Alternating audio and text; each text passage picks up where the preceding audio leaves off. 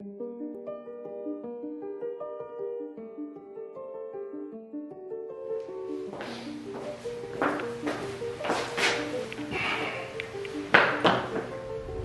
you see ADAMA, you see unbridled Black excellence.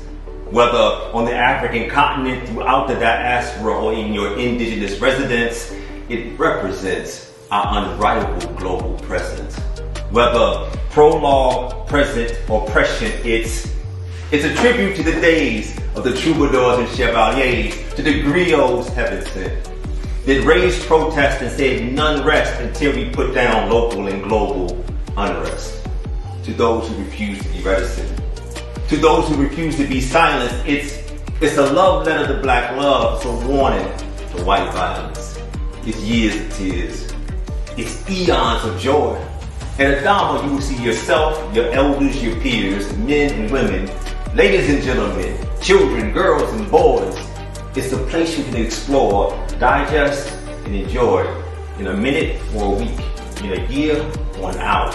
And what makes it unique is that it's complete and completely ours. It's a seed that blossomed and bloomed into a beautiful rainflower.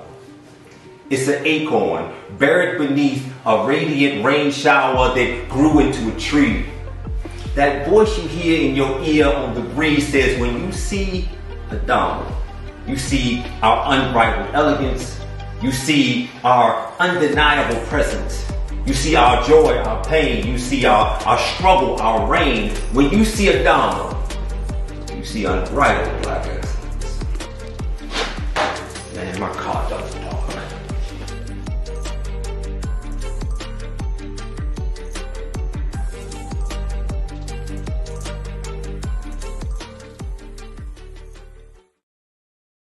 Welcome to ADAMA and our kickoff of the 9th season of the ADAMA Arts Salon. I am Asohe Galbraith, a proud member of ADAMA's board, and I know that you were expecting for Fahamu to be in conversation with these two wonderful individuals today, and unfortunately he's under the weather, and I was asked to step in. So I will try my best not to let imposter syndrome sneak in and just be grateful to be in conversation with these two wonderful and brilliant artists. We are thrilled to come to you live from our new home here at Pittsburgh Yards in Atlanta's historic Pittsburgh community. We are in conversation with Dr. Don Arturo Lindsay and Kelly Taylor Mitchell. Both Dr. Lindsay's and Mitchell's artistic practice builds on the concept of family, both on a personal and universal level. They draw inspiration from African indigenous spiritual practices and traditions that have emerged from the Black experiences of the Caribbean and the US South. You can experience their work in our current exhibition, Through Lines, now through March 30th, 2024. Without further ado, let's get started. Kelly, would you mind introducing yourself and just giving us a little bit of background and history on you and your practice and your work? Sure, thank you. Thank you all for coming out on this beautiful Sunday. The weather is really here. Yes, it's great. cooperating. It's great. And thank you both. And of course, thank you, Arturo, for being in this space with me in this show. I'm incredibly honored. Thank you, ADAMA, for this beautiful recognition. So I'm Kelly Taylor Mitchell. I'm an artist. I'm an educator. I'm currently a faculty member right down the street at Spelman College, working in the continued legacy that I'm sure we'll hear Arturo talk about today as well.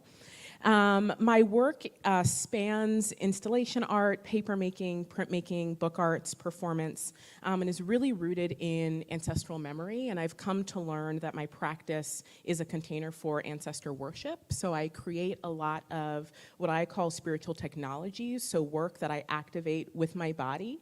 These are textile works that have a spiritual functional utility as it relates to ancestral offering and reverence. And then I work with a lot of site-specific materials and fibers like Georgia kudzu, Spanish moss, that have relationships to these hereditary origin points in the Caribbean and the American South. Excellent. Dr. Don Arturo. All right. What I'd like to start off with is a Wolof proverb that I've been using a lot in my work. And those of you that have seen the recent film that we have done, Arte Congo, I can certainly talk to you more about that later and send you to the website. And one of my anyway, to the west side. But there's the expression that I use is Wolof. It says, know who you are before someone tells you. And the people that I'm working with are in Portobelo, Panama, are called the Congos. And the Congos have been able to survive because they know who they are. They know who they are because what they did is that they refused to allow a brainwashing. They refused to have their memories, erased, and ran into the jungle, and turned around and came back down and fought the Spaniards. So we're talking about a 300-year legacy, and it's still happening today. I just came back from Panama last month during the carnival season and participated again, in Congo Carnival. So it's about knowing who you are, and before someone else starts telling you who you are. Anyway, that being said, to talk about the work that I do, is that I'm interested in retentions, rediscoveries, and reinventions. And what I mean by that, when you think in terms of a retention, you go to any Black Baptist church, you're going to hear that. The minister says something, and the audience respond. You listen to jazz, the musician says one thing, and then you get it back. Those are retentions. Those are really easy, to understand. Rediscoveries comes out of what we do in scholarship, and I want to expand a little bit on legacy, intellectual legacy, which we were talking about earlier. But in this introduction, I just keep it to a pause.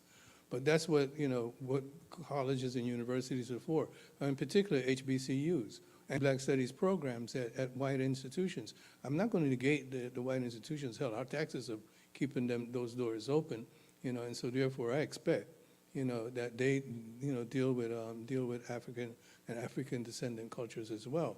But anyway, by going into the libraries, by going into and see what people are trying to do with the libraries today, so that's something that that's where we rediscover things about ourselves, things that we did not know because of the scholarship that's in there.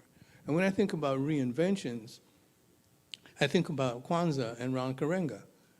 Back in the day, which is before many of you were around, especially coming through Christmas, there was a big question, about Christmas, and Christmas was really whitewashed, and you had, sort of a Euro-American, perception, of Christmas, and it was about getting into your parents' pocket, to taking money out. So what Ron Karenga, with a group, of folk, including Emir Baraka, did is they came up with a celebration. So those of you who are familiar with Kwanzaa, you know that it happens around, around Christmas time, sort of as an alternative or a companion, to Christmas. So we take those three different things. We're talking in terms of ways in which, people of African descent, have tried to, maintain their culture and to preserve their culture, and that's how you preserve the memory. Thank you. Before we get into the goodies goodness, you guys were having an amazing conversation before the audience joined us. You should have taped that. Right? We got it all. Some of it was definitely recorded. But just a little background, how long have you been in Atlanta, and why did you decide to make Atlanta one of your homes? I came to Atlanta in 1990, and that's because of an exhibition at Hammond's house. I'm the first contemporary artist to have shown at Hammond's house. I was invited, to do a solo exhibition, and I came. Janetta Cole, who I'll talk about a little bit later, is those of you that don't know Janetta Cole was a former president of Spelman. She went on to be the director of the African Art Museum, in D.C., the National Museum of African Art, Smithsonian. But in addition to all of that, Janetta Cole is my mentor. As a matter of fact, I had a conversation with her a couple of days ago, and just getting my mind and thoughts prepared, for a conversation with you, making sure that I hit all the right points. And that's an important thing about mentorship and ways in which knowledge is passed down. I'm sorry that Fahamu's not here, at this point for many reasons. I'm sorry that he's not feeling well. But one of the points that I would make, is that with this whole notion of mentorship, we have taken it, the young people that I've worked with, after graduation, have taken it to another level. I refer to them as my godchildren, children that God brought me later in life. So I wasn't there at the baptism and all that kind of stuff, and I missed the teenage years. But I get these young scholars and these young artists, and we've been working as a community, ever since. But, anyway, let me stop at that because I'm getting ready to go very far. So, no, thank you for the background. Didn't realize that Janetta Cole had served as a mentor to you. Oh, yeah, and you she served still as a is. mentor to so many. But thank you for the background. And you, how long have you been in Atlanta, and what brought you here? Sure. I came to Atlanta in 2019. Spelman College brought me to Atlanta, so I'm very grateful to be here.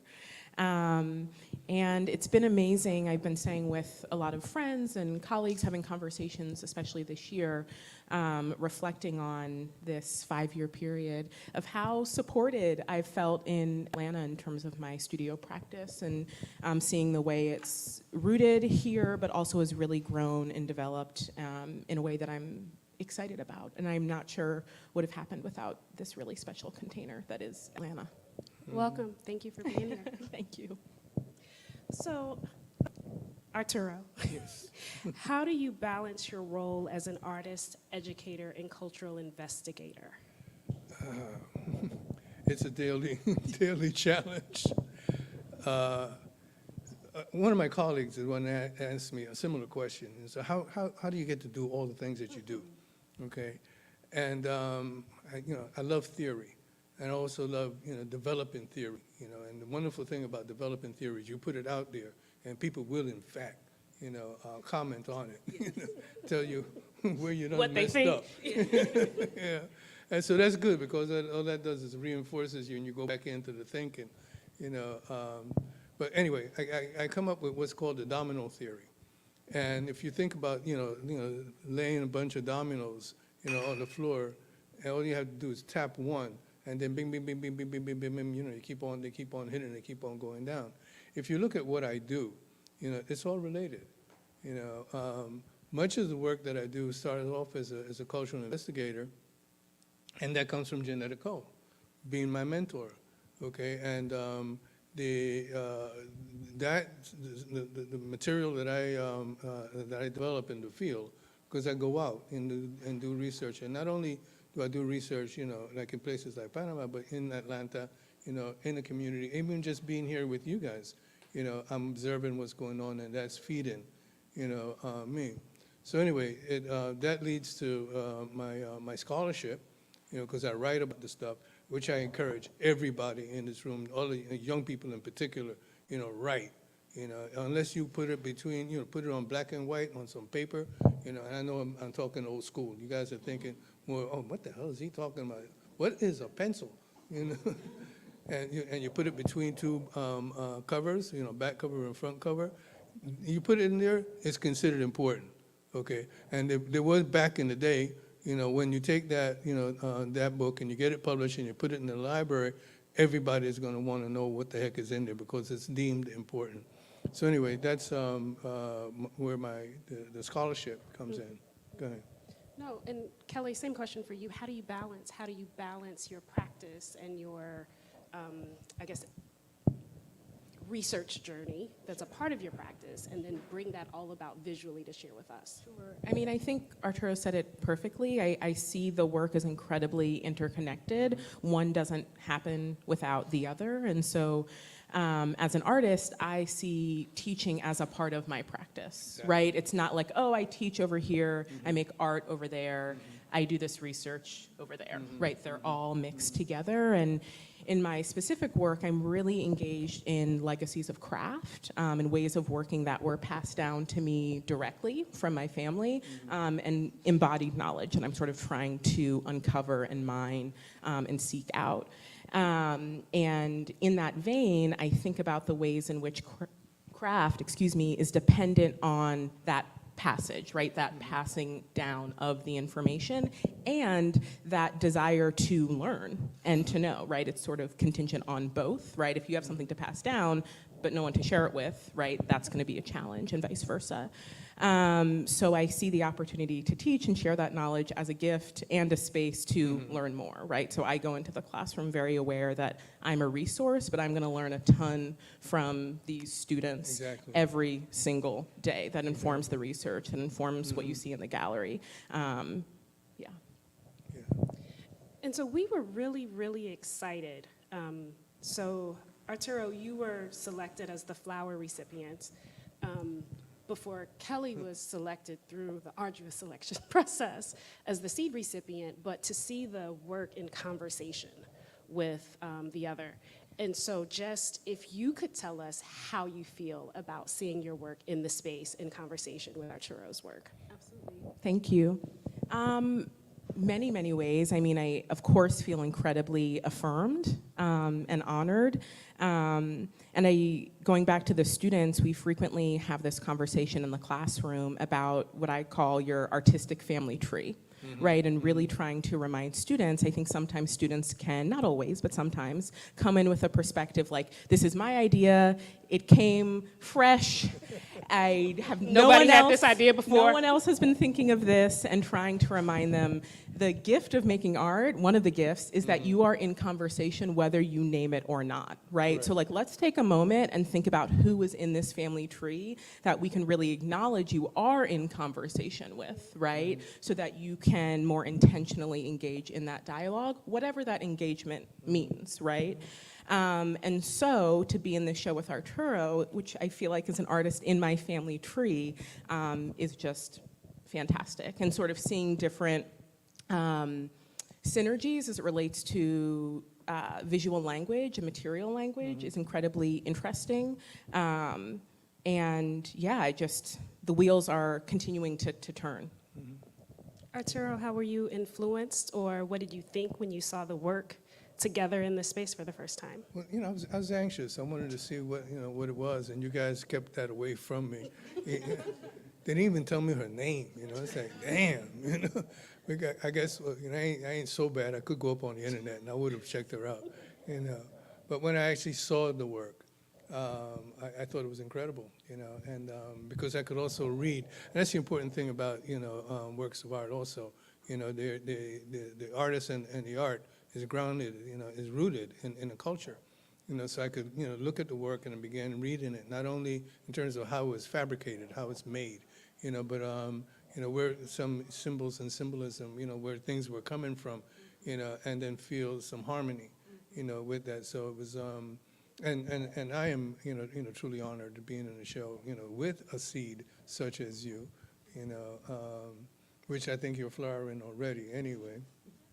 But that was, and the use of material, the different kinds of materials and different kinds of things.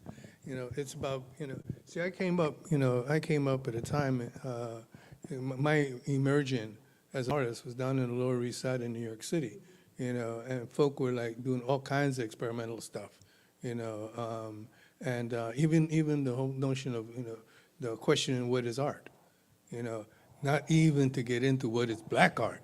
We spent a whole zillion, of hours, trying to, discuss that and be mad at each other, et cetera. So anyway, it was that, the stimulation, of that. So seeing her work, also feeling very comfortable, thinking that, things are moving on. And the fact that she's at a place, at an institution where I spent a quarter of a century, I put 25 years, in that joint. And see, I could talk like I'm from Brooklyn again, See, one of the things that when I first came to Atlanta, Genetic Code said, hey, Arturo, whenever you're out here on the street, you're also representing Spelman. So, oh. So I had to clean up my act. So anyway, she answered more than she asked. We appreciate it. We appreciate it. Between the two of you, again, there was some really dynamic conversation that took place, and I would just like to offer you space to ask each other a question. So Kelly, if you would start. Sure. I mean, I have a few questions, so I'll try to not do the thing where someone asks 10 questions in one, but it may happen anyway, so choose whichever speaks to you. But one thing I would love to hear more about is your research methodology that we started to have a conversation about, and then another question, and these things may intersect, but I'm an artist who's really interested in process as opposed to sort of this object-based outcome. Like, that's great, but it almost is like the evidence of the thing that happened. And I find that so much for me is sort of revealed, learned, discovered in the act of making and in the studio. So I'm curious to know sort of like your creative process, and which may or may not intersect with that research methodology that we were talking about earlier. Sure. This is another, that was an area I wanted to get into with Fahamu, as well, because I noticed that there was something, there in him, that doing a doctoral program, would have continued to help him bloom. I mean, he was already blossoming and doing all kinds of great stuff. But I, say this out to, everyone else here as well, especially Afro-descendant, artists that are in the room and intellectuals. It's by going into a doctoral program, going into a, master's program, you get some structure and you develop a research method. So let's get more specific to answering your question. In case you guys didn't notice, I go on tangents. So you have to bring me back from time to time. But anyway. We've enjoyed your tangents. We're with you. We're with you. They bring me back, because sometimes I go out there, don't know where the hell I am. So what was I talking about? Your methodology. The methodology. See, the methodology is that I've been working with, the research method, is really grounded in ethnography, with some other kinds of things in there. But let's stay on the ethnography, because this also ties into intellectual legacy. I often will walk into a classroom and I'm teaching theory and practice, at Spelman, and tell the students that they need to pay attention to their intellectual legacy. And so when they're looking at me, don't accept everything that I say, carte blanche, research it, look it up, and go, whose shoulders am I standing on? And as I think I mentioned before, Janetta Cole is my mentor, but she's been my mentor since grad school when I was at, at UMass Amherst working on the master's program. I knew her from then, and she helped prepare me. One of the things that Janetta said, and I just had this conversation with her a couple of days ago, getting ready for here. She says, I told her, I said, do you remember what you said to me about looking at and therefore understanding contemporary art through the lenses of an ethnographer? And she said, oh yeah, that's me. That's what I said to you, And I was trying to figure out if I invented it myself. Anyway, don't tell her I said that.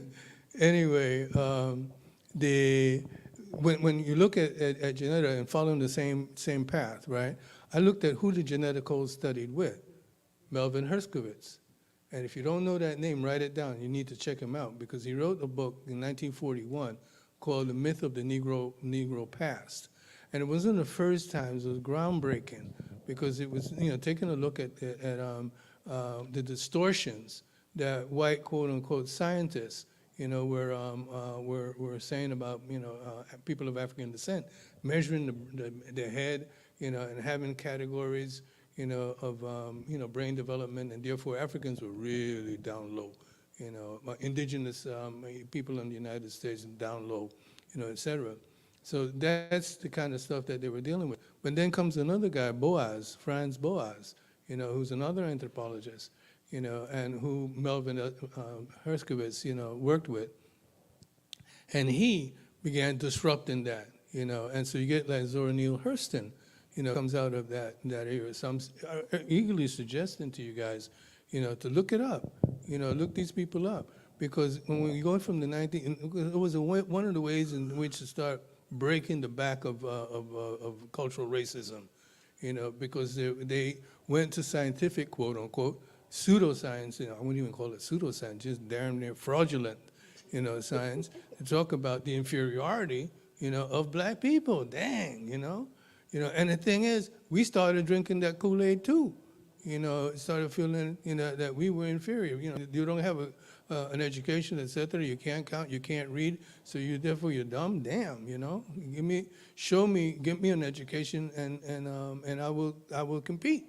Okay, so anyway, without going too far off, that's a big change that happens, you know, and coming from the late 19th century, mid to late 19th century, into the 20th century. And these are two important, these are New York Jewish cats, okay, that were doing that kind of research. But don't let me stop right there. You get W.B. Du Bois right here in Atlanta, you know, a sociologist who, you know, use in this case, I would call photography an art form.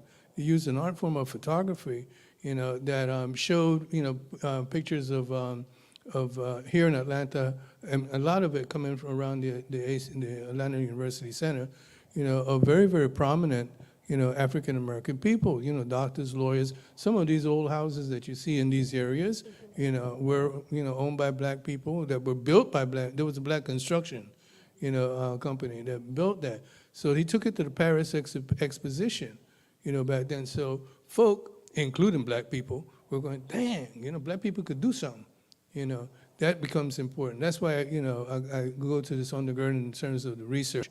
But my suggestion is that here's just one path, you know, that I have been, you know, looking through, you know, walking through this notion of ethnography, okay? But there are other paths to go, you know, history, you know, sociology, you know, et cetera. But anyway, that's mine. No, but I really appreciate welcome. the tie back from your artistic family tree that you mentioned, right, that you encourage your students to do, because it seems like that's exactly what you were saying in the ethnography research. There was this path that you followed. I sometimes refer to it as a rabbit hole, but you're trying to figure out what came before this and what came before this and what came before that. So just appreciating making the connection back between the two. Did you have a question for Kelly? Oh, absolutely. I got a few questions. How much time we got? No, but Kelly, we had a brief conversation, you know, previously, and Kelly was talking about her grandfather. And what I'd like you to do is expand on that, you know, expand on go for it. Sure, thank you. I love any opportunity to talk about pop-up, so this is definitely, it'll be y'all's turn to bring me back in. But my research is a product of an inheritance, so that is where it starts. So my grandfather was the family historian, and so in my work, I've sort of stepped into this role, which even now still feels shocking to say. They're very big shoes to fill. But as the family historian, for a little context, my grandfather grew up on a peanut farm in Garysburg, North Carolina. He went to Greensboro at North Carolina A&T, where he met my grandmother, who was at Bennett, and they moved to suburban Philadelphia, where I eventually grew up. And as a family historian, he was not only gathering the history of his family roots in Garysburg, which touched back to the Great Dismal Swamp, which is the largest site of marronage, known site of marronage in the United States, but he also was doing a lot of research on the history of the underground. Can you let the audience know what marronage is? Sure, of course, thank you. Marronage is the practice of formerly enslaved and indigenous populations coming together to create autonomous communities, typically in what are considered inhospitable landscapes, right, so that they are not going to be discovered, found, disrupted. And he was also gathering research about the history of the Underground Railroad in Bucks County, Pennsylvania, where we were all living. But all to say, I grew up with this historian in my ear, going to North Carolina every summer. But when he passed away, I received hundreds and hundreds of film slides. I had no idea that he was a photographer. He stopped taking pictures after my sister was born. My sister is 6 years older than I am. So now my artist practice looks to those slides as one of these sort of archives that I'm mining and pulling from, and to utilize our very apt metaphor for flowers and seeds, the slides sort of, and his research, have been seeds, right, that I sort of plant, and then they point me to these other places, right? I often talk about them as harbors, right? It's this place where, like, I dock my boat and I can always come back and be safe, but then I sort of go on this other journey and end up in these other places. And so his work is incredibly present and central to my practice, and these other touch points that have been discovered in the family that have also brought me elsewhere across the diaspora, right, where we have so many of these interconnected, albeit not homogeneous, practices. Excellent. Thank you for that. What message, if any, do you hope to convey through your artistic practice? So I know that you mentioned for you it's about the process and the journey, and the end result is what the end result is. But is there a message there that you hope that your audience receives? So for me, the practice is a way to connect to honor, to learn, and to know my ancestors and their stories. I think we were talking about theory earlier. I think a lot about Saidiya Hartman and this idea of critical fabulation, so working with and against the archive. But when I think about what I hope a viewer can encounter, I'm very open-minded, but I would like people to acknowledge, as we're talking about here, that we all have a legacy. We all have ancestors. I'm coming from an incredibly diasporic perspective and lens, but I really enjoy conversations with people when they see materials in my work that have a lot of really pointed and specific material cultural histories. Like I work with a lot of Battenberg-style tablecloths, which maybe in Bahia you would call those panna de costas, right? So having those conversations where people have their own relationship with a material that's outside of my cultural context, right? That sort of invites them in. So inviting people to connect with those legacies and histories, and acknowledging that those ancestral legacies and histories don't always have to be hereditary, right? So I talk about Toni Morrison all the time in my practice and her idea of rememory and recalling the forgotten.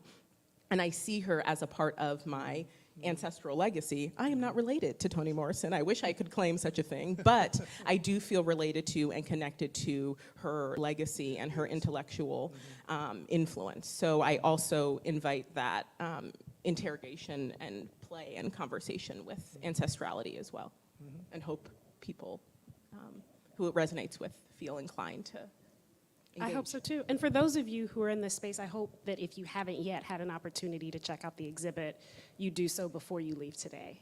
It is amazing. And for those of you out there in the internet world, we have gallery hours Thursday, Friday, and Saturday from 12 until 5 that you can see the exhibit through the end of the month. Arturo, same question for you. What do you hope, if anything at all, that people take away from your artwork? What do you hope to share? Well, I think it depends. You know, it varies. There's one of, I think, the most important works I've done is an installation called Ana Vive, means Ana lives. And if some of you may have seen this before, because I've shown it a few times, you know, here in Atlanta. Actually, it was one of the first show that I had, you know, here. What it was doing is memorializing an artist by the name of Ana Mendieta. Ana Mendieta was a Cuban artist that, in my book and a bunch of other people's book, was murdered by her husband, you know, thrown off the 22nd floor in an apartment building in New York. Anyway, the husband gets away, you know, with the murder. And so my thought was that I began to see a bunch of people, you know, in New York at the time, you know, I saw Anna appearing, you know, in their work. You know, there was references being made to it. And so what I wanted to do was to do a piece, you know, that said, you know, Ana Vive means Ana lives, okay? And to say that, you know, Ana lives. So I created this construction of a mummified, you know, sculpture, you know, with the head, you know, sort of, you know, she's laying down, and then the head is sort of, you know, up, and the eyes are open. You know, it's very realistic, you know, looking face. I even messed with a Ed Spriggs tells a story about the mailman coming to deliver the mail one day and saw the sculpture go, "Are you okay?" You know? So, but anyway, that particular work, in many ways, you know, was to Anna. You know, so just as you're saying, this line that we have between, you know, the here and now and the hereafter, you know, gets blurred, you know, in my work. There's a lot of issues I deal with in the elements of spirituality, and there's a series that I had to stop after a while because it was really wearing me out. This is after my godson's firstborn, his son, was murdered on Fulton Street in Brooklyn. He was 17 years old. You know, Fulton, this particular place at Fulton, where is a spot that I passed by several times when I was living. You know, in New York. I grew up, you know, in Brooklyn. I'm from Panama, but I grew up in Brooklyn. But I was messed up, you know, on this. You know, it's like, you know, when Jose, his grandfather, called me and says, you know, that Cheo's son was murdered. You know, it's like, you know, my God, you know, what do I do? So I started, you know, like I do anything else, I just started making art. But I came into my classroom in the painting studio. I'm sorry, no, the new genre art form, course that I had developed. And I just, you know, I was really broken up, you know, and I asked the students, I said, how many of you, you know, have someone that, you know, in your neighborhood that was murdered? Everybody raised their hand. You know, I said, oh my God, you know, then I kept on coming down, you know, all the way to find someone in your family that was murdered, you know, via gun violence. Everybody raised their hand, you know. And that really amazed me. Now, you know, you think about Spelman, you know, it's a little bougie school that everybody talks about, you know. I hope I don't insult anybody. But that's the reputation that's out here, right? But, you know, the majority of the students, though the majority of the students are on, receive some financial assistance. I'm defending the college now. But on a serious note, the majority of them coming from, you know, people that could afford the tuition. The tuition is pretty high, right? Even with assistance, you know, the tuition is high. Now, if that's like the creme de la creme of our community, Madonna, you know? What about the other kids? You know, what about the other young folk? You know, so that was, you know, really messing with me. So I did a quilt project, you know, with them, where I had them think about someone that was murdered, you know, family, friend, whatever it was, you know, and build a quilt. The course was called New Genre Art Forms, and I was looking at, you know, making quilts, you know, as a work of art, you know, specifically of that. When I'm going to put this on your bed. So that led to a series. You know, every time I could not hear about another young black man in particular being murdered, you know, being shot. You turn the damn radio on, and I'm a NPR junkie. I get up in the morning, I hit NPR, and I just hear that somebody in Chicago, somewhere else, you know. And then I go on the internet, you know, and I see somebody in Salvador de Bahia, you know, and in Africa, you know, et cetera. Young black men just being murdered, you know. And definitely it happens to young black women. I'm not excluding that, but the majority has been young black men. So I began a whole body of work, you know, addressing that. And previous to that, now you're making me think about this, you know. I got to stop soon. But, you know, the thing about children, you know, there's a body of work I created called Children of Middle Passage that I collaborated with a poet friend of mine, Opal Moore, who was my colleague at Spelman, you know. And I did a series of prints and I did a series of paintings. You know, it was called Children of Middle Passage, because I was thinking about, you know, who the most innocent, you know, in that whole Middle Passage adventure. You know, it's the children, you know, because even some of the people that were the Africans that were taken on, some of them actually had sold other people before they got caught, you know. And so anyway, without going all through that, that's what I dealt with. So my work, I would pick up, I did a performance piece with that too, but I would do research to find names, traditional African names, and traditional villages. So I went throughout Africa, you know, looking for names and villages, and put those names, you know, on the print that I did. So you take, for instance, like Babatunde, you know, that's a Nigerian name, that's a Yoruba name, you know, and I find a Yoruba town, you know, and I put that on it, so it'd be Babatunde of Lagos, you know, et cetera. That's why I did it. So that was, again, you know, a way in which to honor, you know, an unknown child, because so many are unknown. Even the mother that's in there, the blue and white painting, you know, that's the spirits of mothers. Anyway, that's what I deal with. And that portfolio, there's a few of those prints in the show, but I saw the full edition. My work? Yes. Oh, I Children didn't know of the that. Middle Passage, yes. Oh. The full edition a few weeks ago at the Benson Archives in Austin, Texas. Oh, okay. And one of the things that really moved me about that edition is this feeling like it was never gonna end, in the sense of when you encounter it as an addition, they're unbound, right? They're sort of in a box, and you're sort of doing one after the other. You're not seeing them on a wall and you know how many there are, right? You're encountering a pile, essentially. And so this feeling that it could just go on forever. Unfortunately. Do you have any similar experiences with your students that have kind of given the work a life of its own and taken you somewhere that you didn't expect to go?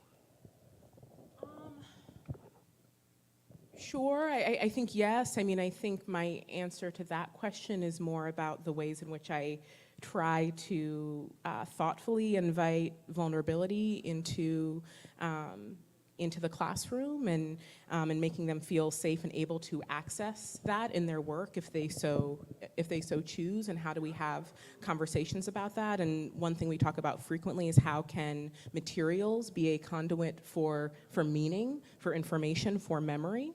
So that's what comes to mind for that question. Thank you.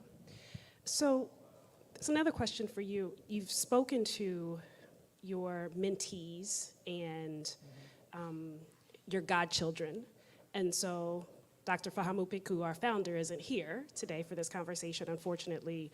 But how do you feel like your mentorship and your relationship may have informed the work that he does, even to the point of the founding of ADAMA?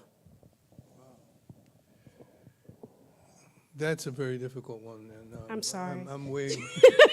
You're so good at these. No, I talk a lot of crap, but you know, there's a level of modesty that I do have, you know. I hadn't seen it yet. I didn't know. Ay, Dios mío.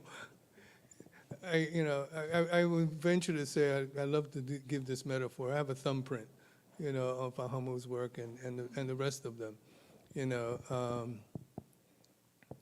But to back it up for a minute, I think that his scholarship, you know, is something that I think was really, you know, quite important, you know, because I kept insisting on to him, you know. Same thing with Amy Sherrill. I kept on telling her to go into a doctoral program. We'll get into the master's, as a matter of fact, and she finally gotten into the master's, and she blossomed from there, you know. But the thing is that I realized what the stuff that Fahamu was dealing with, you know, was you know, tremendously powerful, you know, and one of the things that a doctoral program does, you know, is it gets you to organize your thoughts. You know, as I mentioned before, you know, you develop a methodology, you know, and particularly when you start looking, you know, at where your stuff came from, you know. And I just, you know, the references that I made earlier was just focusing on the United States, you know, but, you know, there's a great deal of African theology, African philosophy, African aesthetics, you know, and some wonderful things that have been written. And you can go there, you know, and do that kind of a research. But anyway, with Fahamu, you know, one of the more recent, you know, strongest bodies of work, you know, is self-referential in terms of he's looking at the young black man, you know, and in many ways he puts his body, you know, in that, and that absolutely, you know, is on point, you know. And it wasn't just, you know, seeing his work, you know, here in the United States and, you know, different galleries, you know, et cetera. But the first time he had a show in Paris, I flew to Paris, you know, for this, not that he needed my support. I wanted to go to Paris, frankly. I wanted to hang out with John Betch, the drummer. That's Jeanette Cole's brother. Okay. You know, we go hang out, you know, on the streets, you know. But anyway, I wanted to see how people were responding, okay? And, you know, I don't have great French, you know, but I could overhear a conversation and hear, you know, pick up enough things. And see the visual reaction. Exactly. Thank you very much. But there's one particular moment that I think of, you know, where this man was with his, was a young man who he had a couple of kids with him. I think it was a little boy and a little girl.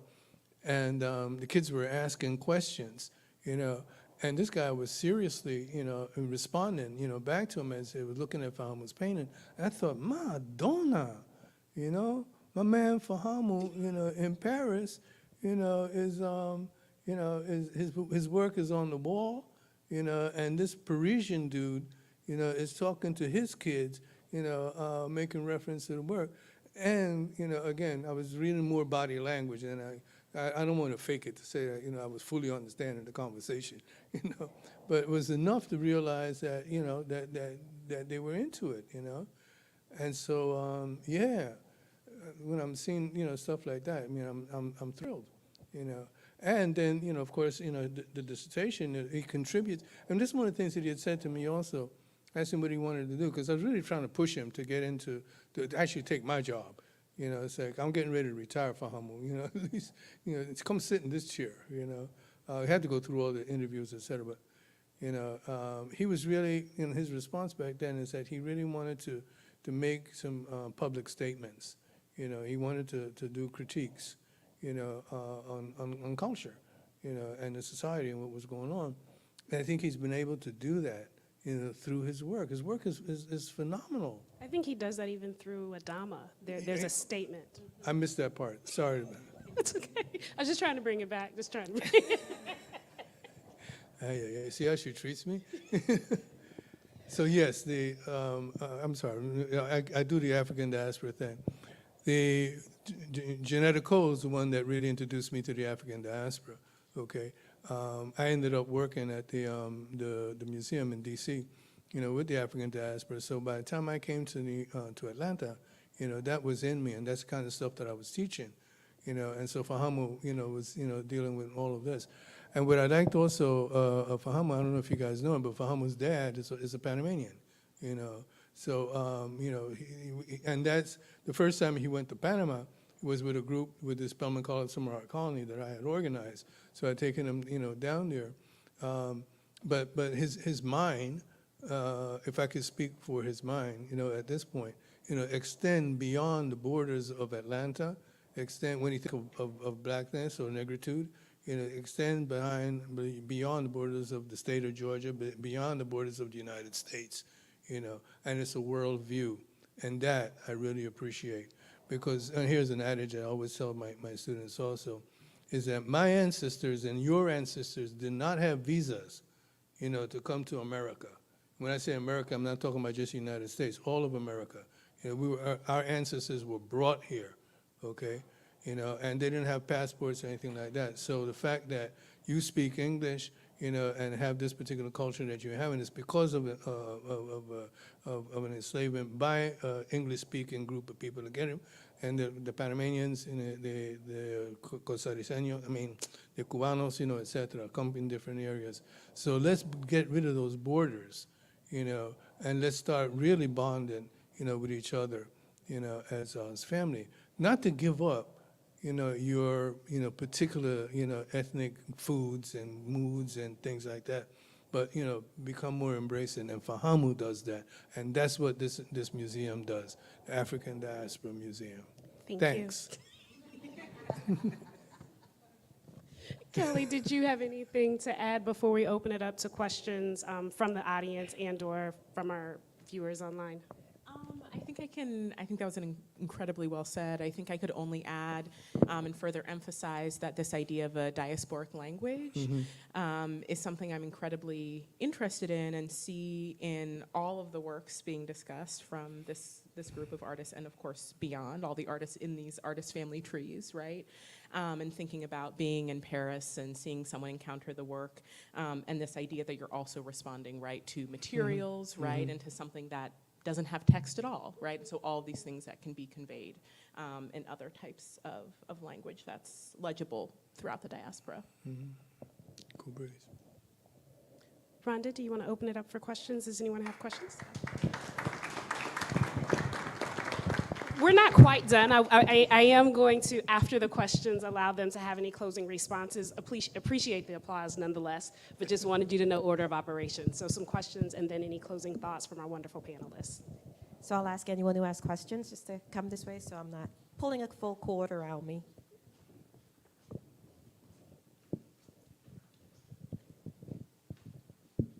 I have a question for the both of you. In looking at the exhibition, I realized that you work in different mediums, and my curiosity is like, what came first? Like, I understand that, one led to the other, but I see that you do painting, sculptures, you work with different textures and whatnot. What was the impetus, or what got you in the various lanes? Thank you for the question. So for me, I'm always looking for the right carrier or vehicle to sort of talk about an idea, a question, a story, a conversation, as opposed to a relationship with my studio that's seen through the lens of a creative discipline, meaning I'm a printmaker, so this conversation or question or concept has to be navigated via printmaking, right? Instead, it's like, these are the things I'm thinking about and want to talk about. What vehicle will best help me do that? So as a result, I often engage in processes that I have no idea what I'm doing, so to speak. And then sometimes I'm utilizing ways of working or processes that reflect my educational background. I was indeed trained as a printmaker, but all of my printmaking colleagues will tell you that I tend to think about printmaking in a very expanded sense. And so I tend to be idea forward and trying to be really in conversation with materials and processes to understand what is going to be the best fit for those conversations I'm looking to have. For me, it depends on the work. It depends on what it is I want to say. Or do you? Lost you for a minute. I have. This is one of the places that it all begins. And if you look in this bag, I got two more books, like this. And so they're sketches, and the sketches could take form of images or writing, because I could be thinking about something and I'm just jotting down, and those are sketches as well, and then have it develop from there. But because I'm a multimedia artist and I enjoy working in different disciplines. A multidisciplinary artist, rather. It just depends on what it is that best says what it is I want to say. And sometimes it gets repeated. This thing about Children in the Middle Passage, the prints that you saw, those were done at Brandywine in Philadelphia, okay? But then I have another body of work that has, that's also in that series of Children in the Middle Passage. It's called They Came from Huida. Huida was one of the ports where Africans came from, and these are just line drawings of African Afro-descendant faces. So anyway, that's the best I could tell you.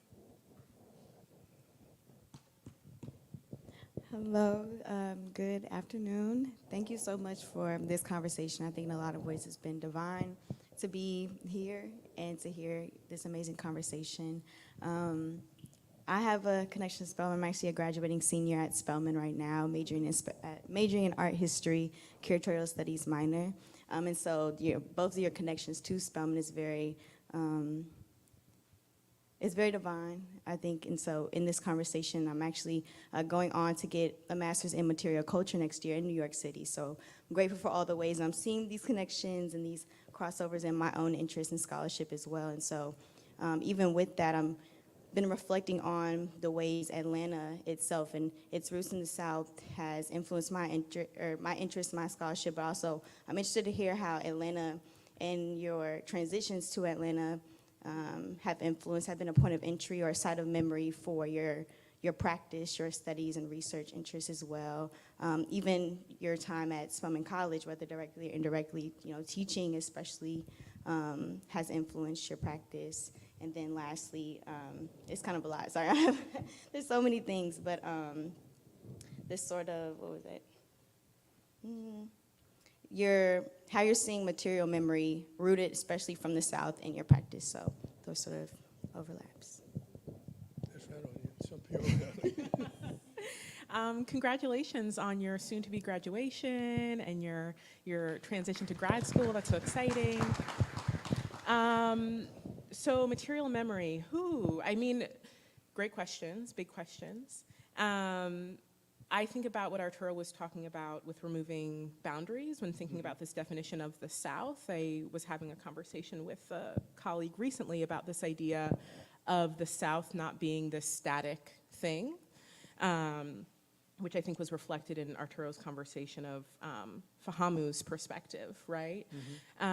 So I really am interested in playing with that in terms of the materials I utilize in my practice. I immediately start to think about papermaking and utilizing site-specific fibers, but acknowledging that the site specificity of these fibers are related to my relationship with them, but they also, right, have these different geographic contexts, meanings, uses, right?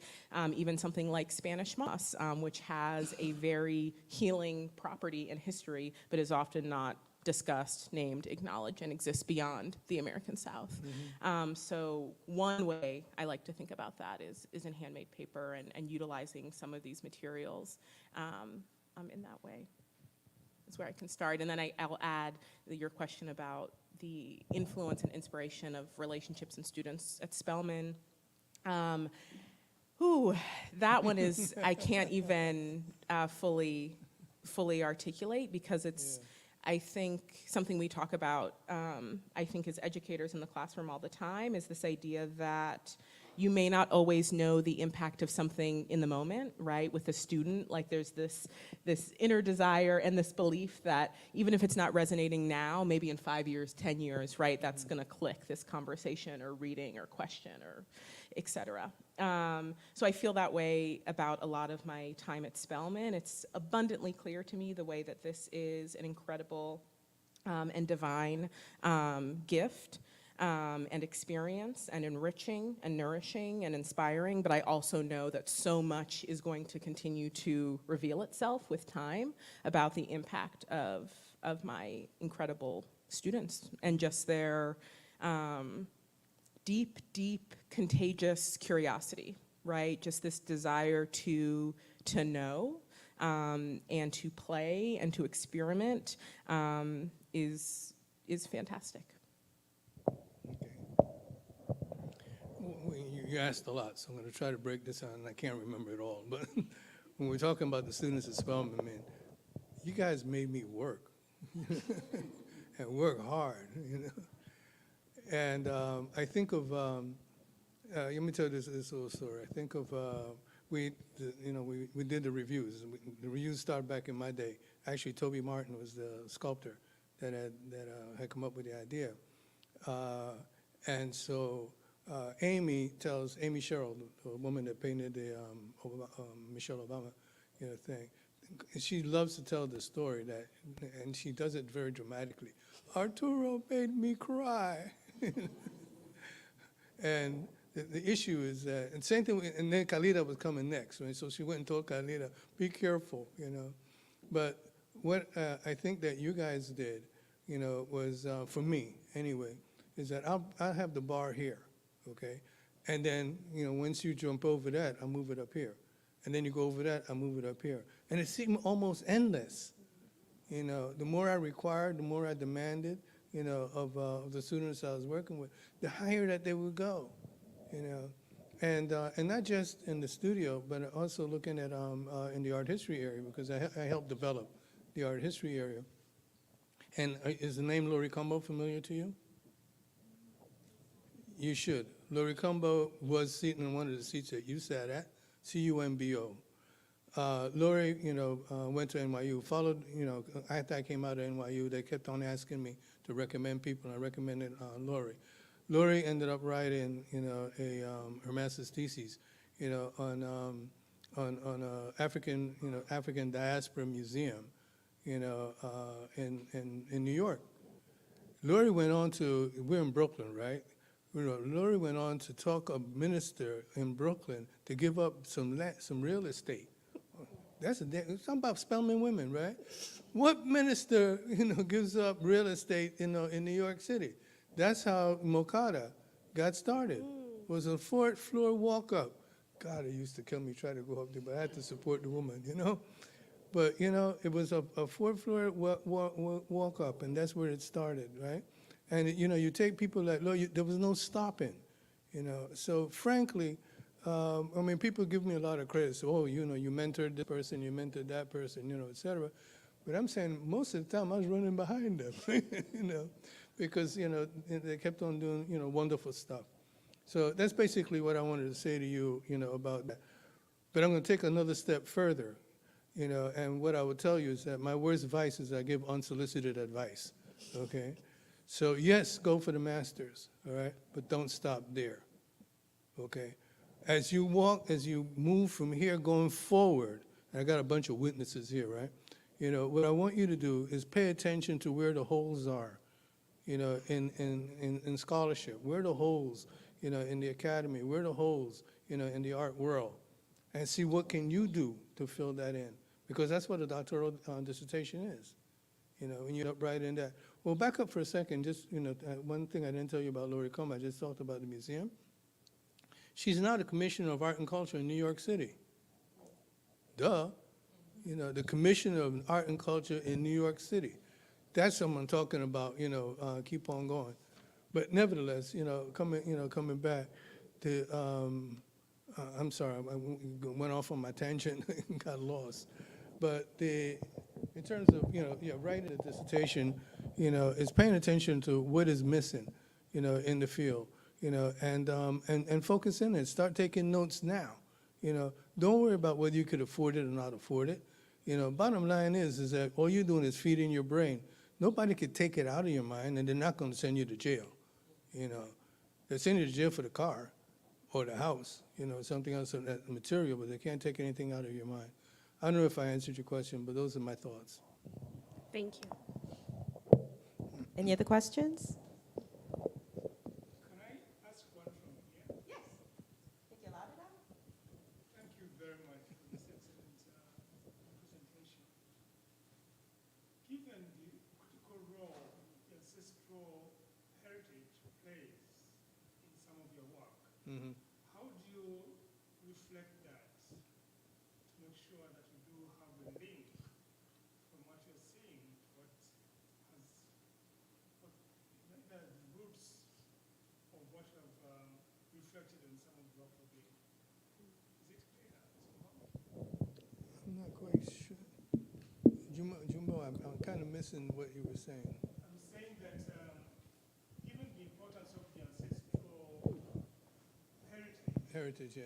in our work, how do you reflect that in some of the work you're doing so it can be I get it. I get it.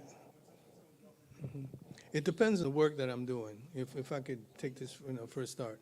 There was a body of work that I did for a period of time that was looking at Yoruba aesthetics, okay, and Yoruba theology, all right. So you could certainly see in that body of work, not much here. Well, there's one piece here I could make a reference to it, where you could, really see some symbolism. So you could see Shango, with the double axe. You'll see the red and white, and I know that, I was calling Shango. There is the painting, the blue and white painting, there, is really a reference to Yemaya, and because it actually sits in a large installation, for mothers, known and unknown mothers, ancestral mothers. So the blue and white is Yemaya's colors, so they appear that way. So those things happen. At one point, it was getting to be too didactic for me. It's like, almost like I had to, like I was following a formula, and particularly when I started seeing it in other people's work, and this is where scholarship helps also, because during that series, that led to my publishing the book Santeria Aesthetics.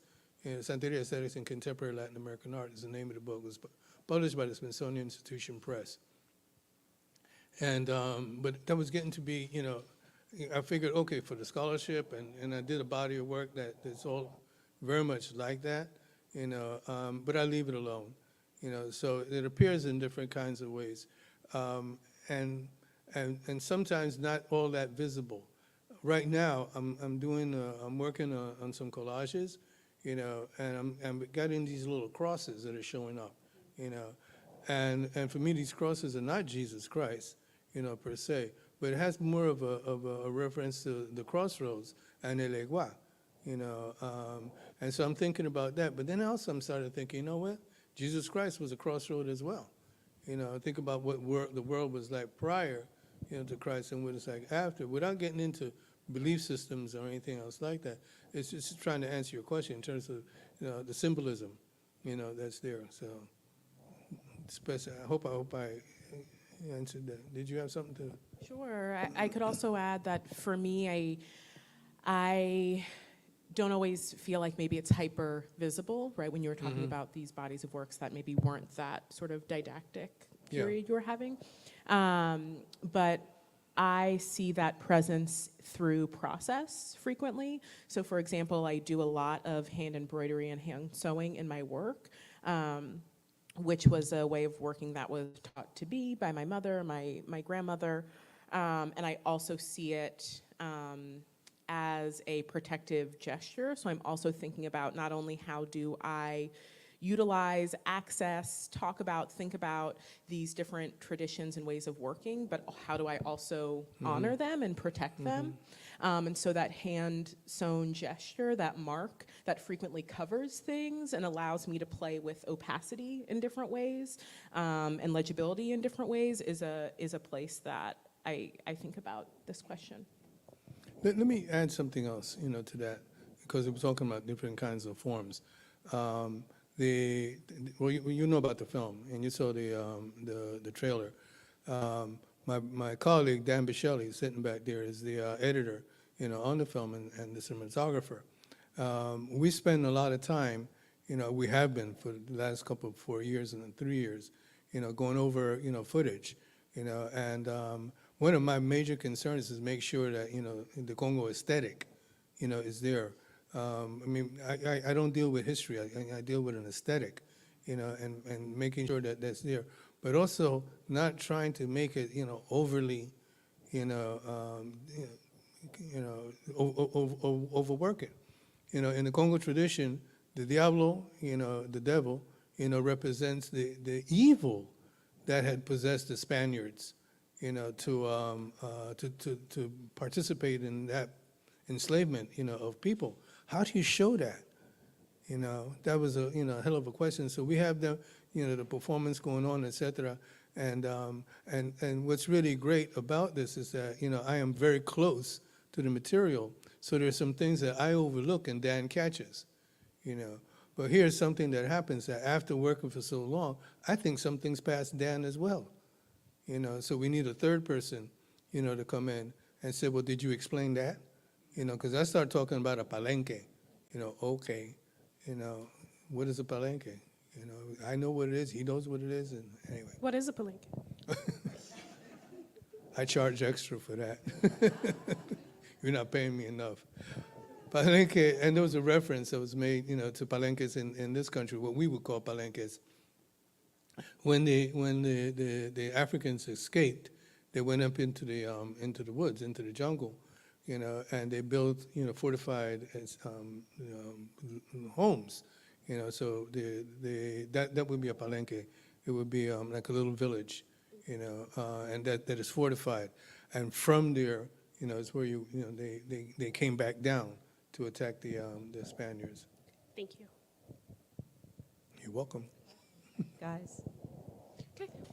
With We're that, just any closing thoughts from you two to kind of wrap up, book in the conversation? I can share just final thoughts of deep gratitude to all of you for coming, and especially to Arturo, just to continue to, I've been taking notes, like, okay, I'm gonna look this up, okay, I'm gonna read that later, yes, great point. So just always appreciate an opportunity to learn and know more and be in conversation. Thank you. I would end by suggesting that you guys think about some of well, there was a book that I mentioned to you earlier, Anthropology for the 90s, that is co-authored by Janetta Cole. And her more recent book has come out. It's, what's it called? Speechifying, and I would suggest that, taking a look at that. And all of you young folk here, keep on studying, and work hard at it, because it's rough out there, without having, even if you're broke and don't have a job and you have an education, my God, That is a hell of a lot better than being broke and don't have an education, and don't have an education, you know. Anyway. No, thank you.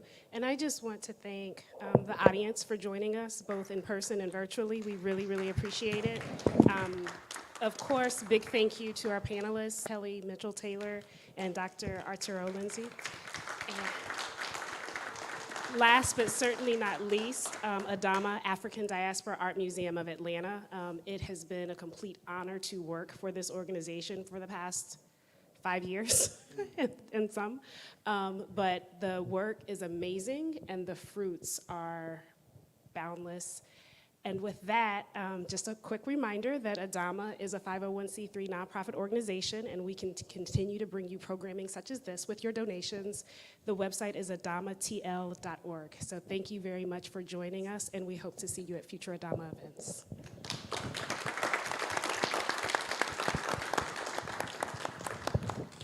Just so you guys know, just a quick one as we talk about future events. So our next salon will be on March 24th. That'll be virtually. So we're going to have Takia Young. She's going to be in conversation with Charmaine Manifield, and we're going to talk about the topic of ancestral memory. So March 24th, it will be online. Registration is open on ADAMA. Thank you, guys.